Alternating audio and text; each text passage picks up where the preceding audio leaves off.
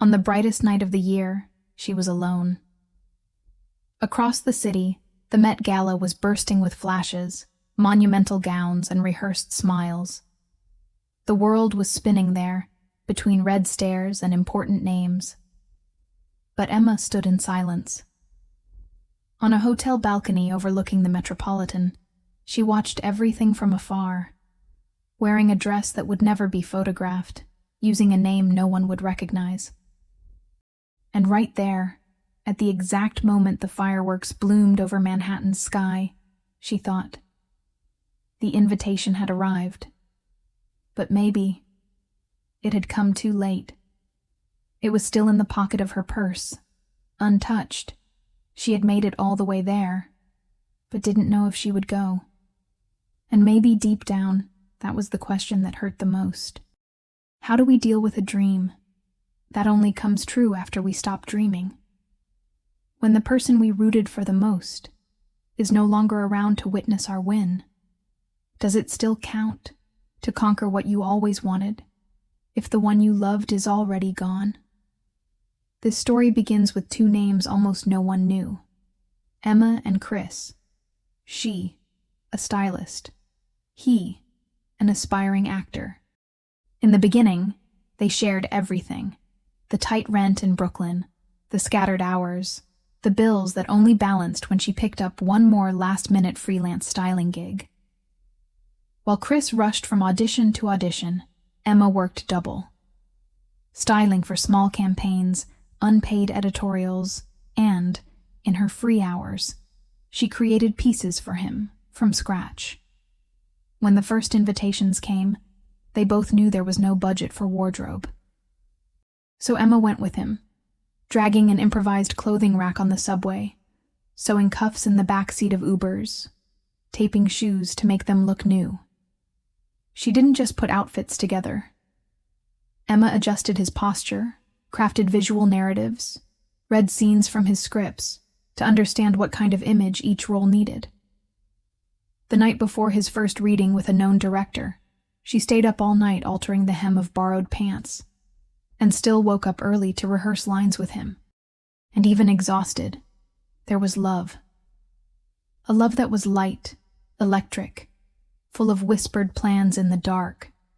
They thought the world of each other, and treated each other like it. She called him a star before he ever shone, and he said she would dress the world. They had a routine that didn't seem perfect, but was beautiful from within. They danced in the kitchen while the pizza reheated, fell asleep on the couch, tangled together with fabrics and scripts scattered across the floor. For a while they grew together, happy, in sync, and deeply in love. They grew. It wasn't overnight, but it happened. Campaigns started calling Chris by name. Scripts were sent directly to his email, with praise hidden between the lines. He got a manager, then an assistant.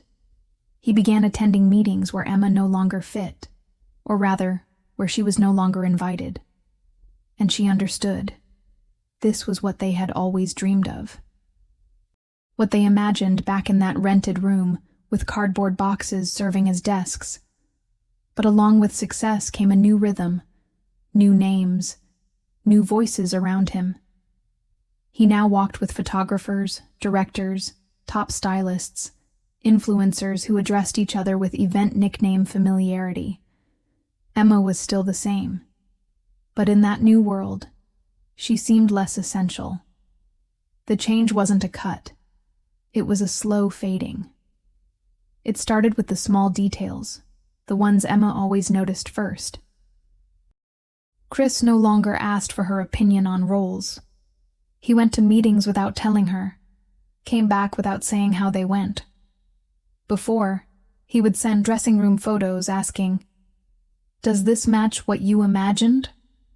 Now, he just posted them, and she saw them like everyone else on the feed. Emma thought it was just fatigue. Then, distraction. But the truth was, he was beginning to leave her out. And she was only called upon when needed. A loose button, a red carpet emergency. a new name to impress the press. Conversations turned into updates, meetings into time between other plans. Emma was still there, but she wasn't sure in what role anymore. And still, she tried. She smiled, adjusted, said she understood, because she still wanted to believe it was just a phase.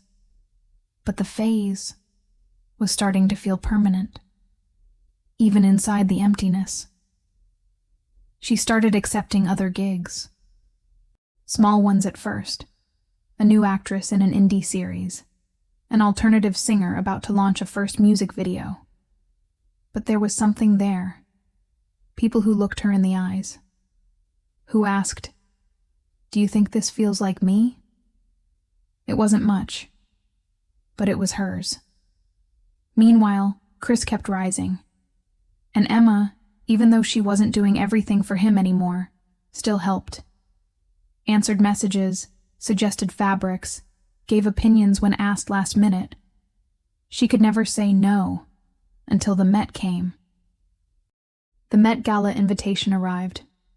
His first. Chris was euphoric, and Emma, too.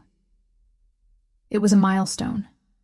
They had talked about that moment so many times, between pizza slices and loose threads on the living room floor. He was the one who asked, "I wanted to be you, Em, no one else." She paused everything, canceled the projects she was starting to build, turned down 2 promising campaigns, because this moment was theirs. The first big ball, the first big look.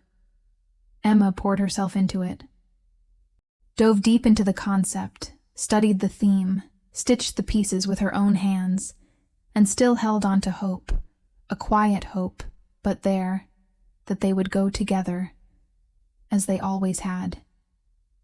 In the kitchen, on an ordinary night, she asked, "Do you think we should match, as a couple?" Chris hesitated, then gave a faint smile. He said the image team thought it was best if he kept his single guy brand. "You get it, right? It's just strategy.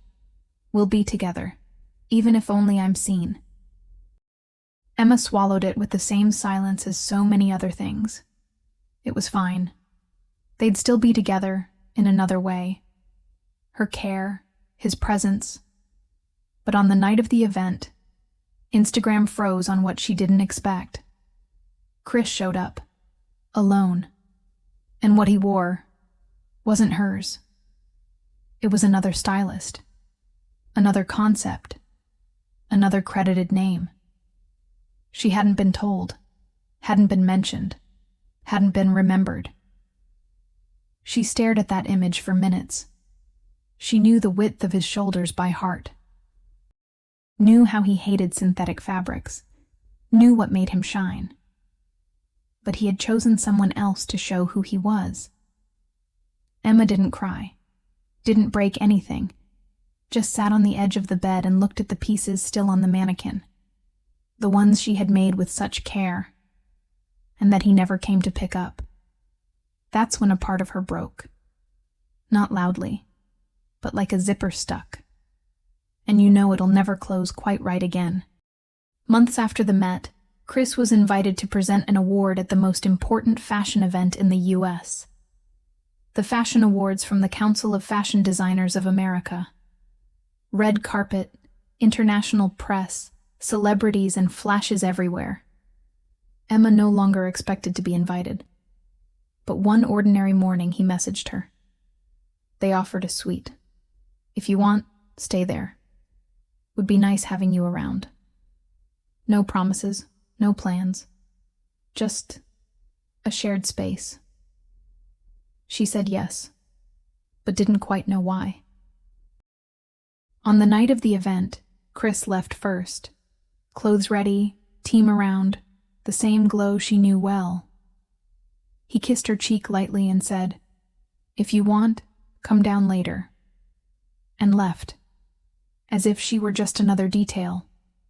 Now, Emma sat on the edge of the suite bed. The dress she had sewn weeks ago hung from a hanger, lit by the warm light of the rack. She had ironed it hours before, but didn't know if she had the strength to wear it. Outside, the city pulsed. Downstairs, the flashes exploded. Inside, only silence. She looked in the mirror, then looked at the door, and thought, maybe this time I can choose to stay with myself. If this story is making sense to you, if it resonated with you in any way, subscribe to the channel so we can keep telling stories like this. And before we continue, leave your like. Thank you for your support. Emma sat for a while, long enough to hear the city's sounds blur into static. The dress still hung on the rack, carefully set aside, as if it still made sense. But she didn't move. She walked over to the suite window. From up there, the city looked distant, but familiar, like someone who's left you once, and now waves as if nothing ever happened. Chris was down there, among voices, flashes, important names. And she knew, if she went down now, she would be welcomed, maybe even photographed beside him, as if they were still the two of them. But they weren't anymore. Emma had already survived being left, had already had to sew back together the parts he unraveled in silence. She didn't need, and didn't want, to fit again into a space that was never fully hers. Some things only break once, and a late invitation doesn't mend what was shattered. So, she stayed whole, in silence, and for the first time, didn't go where he was. She went where she respected herself, didn't accept the invitation that came after absence, didn't fill a space that was never fully hers. This time, she chose herself. Minutes later, Emma stood up, not rushed, but with a new clarity. She didn't have to sit there, frozen, waiting for the night to pass. She could live something else, even alone, even without a red carpet. She opened the suite closet, looked again at the dress, and this time, she wore it, with calm, with lightness, with the intent to recognize herself, not to please. Grabbed her small purse, did one last touch of lipstick, and went down, not to the fashion awards, but to the hotel bar, a quiet place, dim lighting, music playing in the background. She sat alone, ordered a drink with a beautiful name, crossed her legs with grace. She knew. No one there knew who she was. But she did. At the table next to her, two women complimented her dress. Emma smiled, thanked them, and for the first time in a long time, received a compliment without shrinking. She no longer needed to be seen by someone else to see herself. That night, there was no applause, but there was presence, and sometimes that's what heals the most. Outside, the city remained lit. The flashes still popped somewhere far away. Chris was probably smiling, surrounded by important names.